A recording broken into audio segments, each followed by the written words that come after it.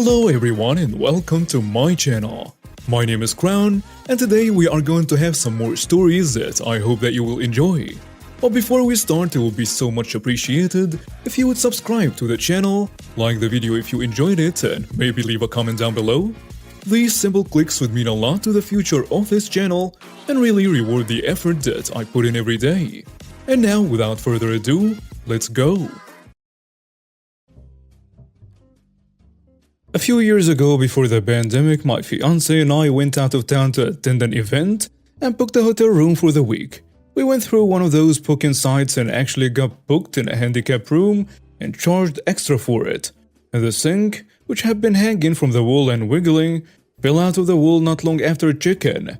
We immediately went to the manager, who informed us that the room was supposed to be unavailable due to someone harming themselves in it a week before, and immediately moved us to another room while giving me her business card and a receipt saying that we will be getting $100 off our stay due to everything that happened. I saved everything in my wallet and we continued with the stay. The day before we left, I ended up severely heat sick and ended up passing out for a few hours. When I woke up, the front door was wide open and the contents of my purse had been strung out everywhere. I panicked and ran towards the door, coming face to face with my fiancé, who was concerned. He said that he had gone to get dinner for the two of us and thought that I would be out for a few more hours, so I brought some pain relief and cold drinks to help me feel better. He was upset he had seen someone leave our room and thought that I had let someone in until I explained that I had just barely gotten up.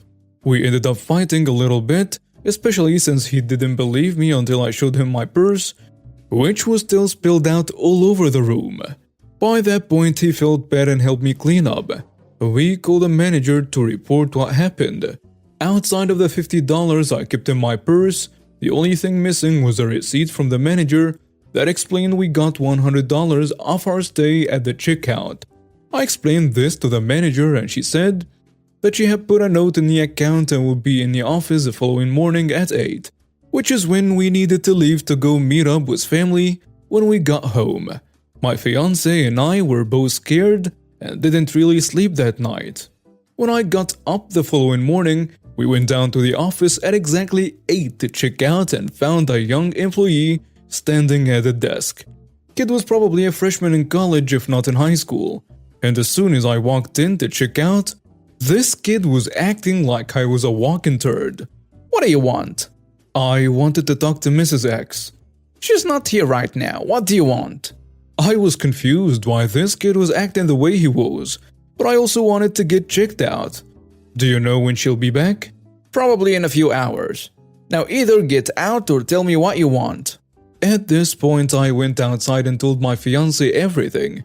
He said that since we should have had a note on our room stating that we got $100 at checkout, I should just proceed with checking out despite the annoying kid.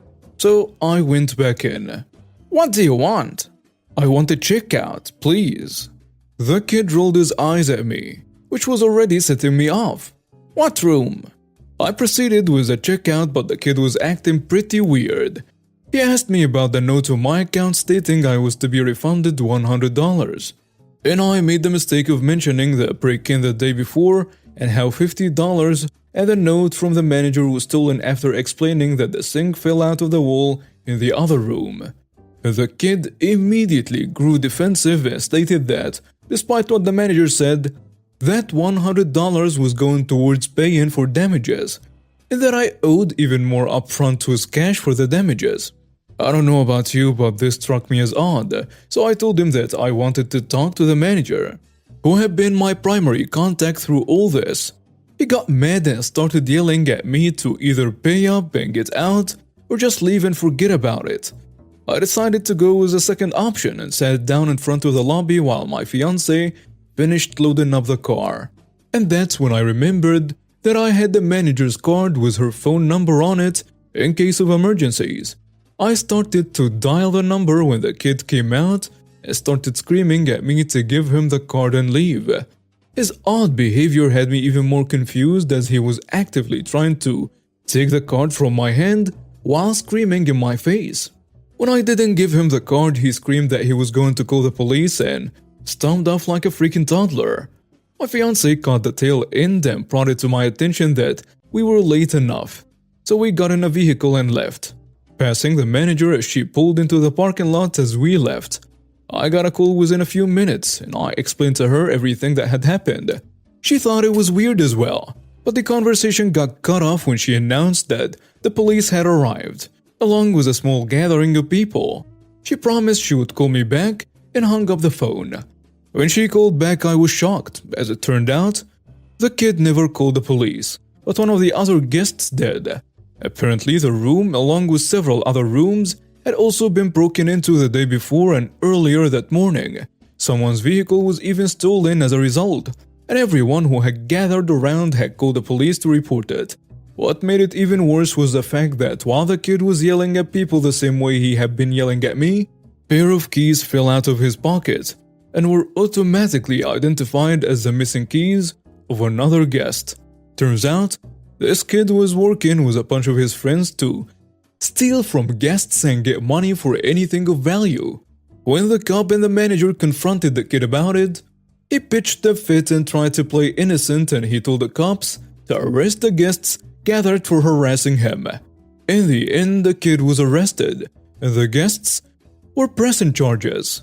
And I got a call a few weeks later about how the kid wanted to press charges on me and had come to the hotel demanding my contact information. But nothing happened from there. I still couldn't believe the fact that some kid turned into a total Karen when he was almost discovered for theft. So I, a 20-year-old African-American male, worked 2 jobs. I've run into 2 Karens in my life. First one when I was 19, working as a substitute custodian at my old school. We separated our grade levels. In high school, 9th to 12th grade. So when I was called in, it was to either go to the primary or elementary. I liked working there as I still do. Making those kids laugh is the best, and the staff enjoy hearing them laugh. But sometimes they get carried away. There were no males working in the primary or elementary at the time, and I was told by my supervisor and mother, who works there as well, that they needed the voice of authority, I guess. So this was also during the pandemic. I had just been working there for a year, and all the parents knew me, either by their kids or my mother. One day during lunch, the kids got a little excited and were yelling aloud. A teacher was monitoring the students as I'm keeping watch to either clean up a mess or help them open their lunch if they couldn't. Anyway, the teacher was trying to get their attention, and they paid no mind, so I had to step in. Now, I don't like raising my voice unless I know them, and I knew a few of these kids. So using the authority of my voice, I tell them to quiet down and I put them on 0, which to them is silent during lunch. No staff had a problem and were actually impressed, except for one kid who I guess called his mother.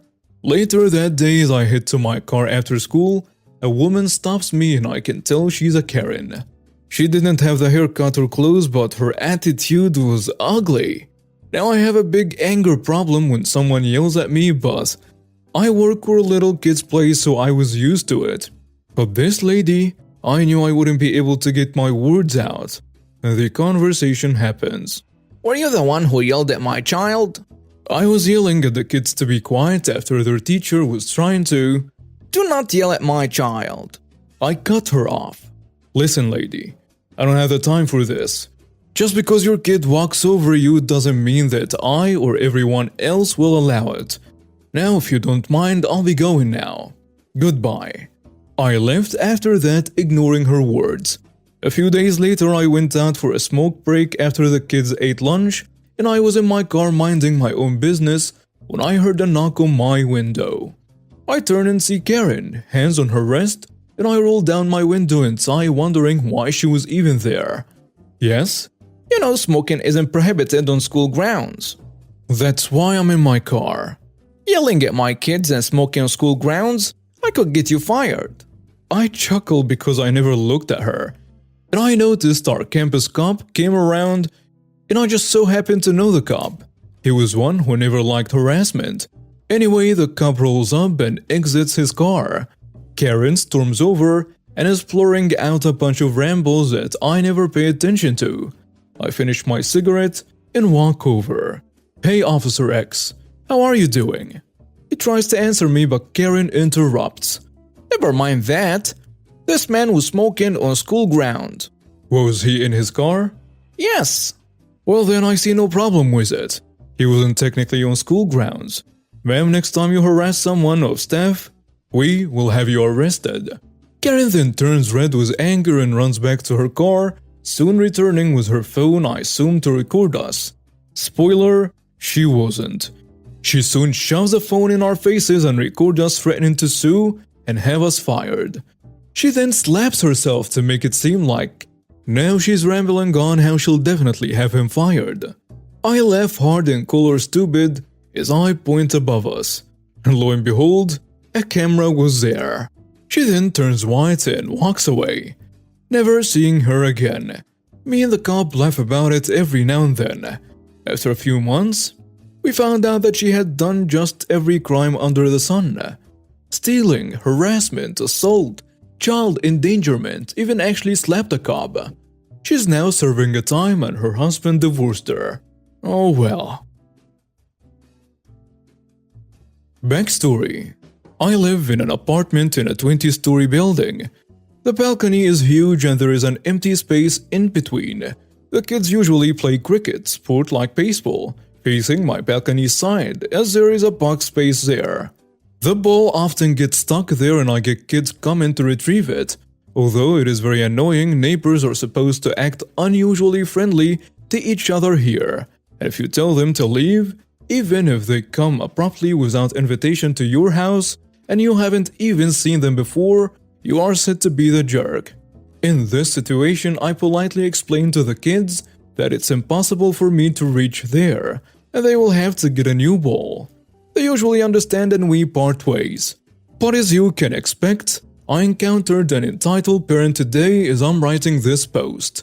She was obese and in her 40s, with short hair dyed blonde. She was wearing black glasses, and I know what you're all thinking about. The definition of a Karen. So I'm 16-year-old male and was in my Japanese online class today when I heard the bell. I went to answer it and saw a woman I did not recognize. I opened the door thinking she needed help with something, and that was my first mistake. She said to me in a condescending manner, "My son was playing cricket down and his ball happened to come to my house. Get it for him." I was immediately put off and did not want to entertain her, but still kept my patience and told her that this happens quite often and the ball lands in the empty space, which is dangerous to crawl into, and hence, the ball cannot be retrieved. She says, You are the reason my son is so sad. Do you really want him to be this way? What kind of a heartless human does this? I then called her son, who I hadn't noticed yet. He was really embarrassed and hiding in a corner, and looked like he wanted to die to get out of this situation. I immediately knew what kind of controlling parent she was and how terrified he must be of her. She probably kept count of the cricket balls he has, and whenever he comes back with one less, this is what goes down. I felt bad for him. She then told him to enter my house and get the ball from the space. Everyone's house has this just below theirs, so she knew how dangerous that would be. I could also see how reluctant the kid was at moving and really did not want to go. When she yelled at him again, he had no choice. This is when I had to interfere and tell her that this is my house, and if she puts a foot in, I will break it and call the cops.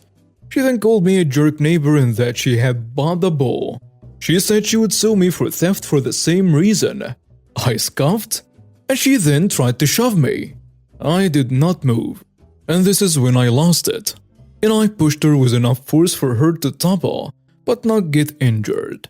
This is when she ran away crying and pulling her son, who was trying to hold back a laugh, saying that it was not over and she's going to call her husband and then the cops to deal with me. But I never saw her again. I might have been wrong in pushing her back, but man, did it feel good. And now we have reached the end of today's stories. Thank you for watching and see you next time.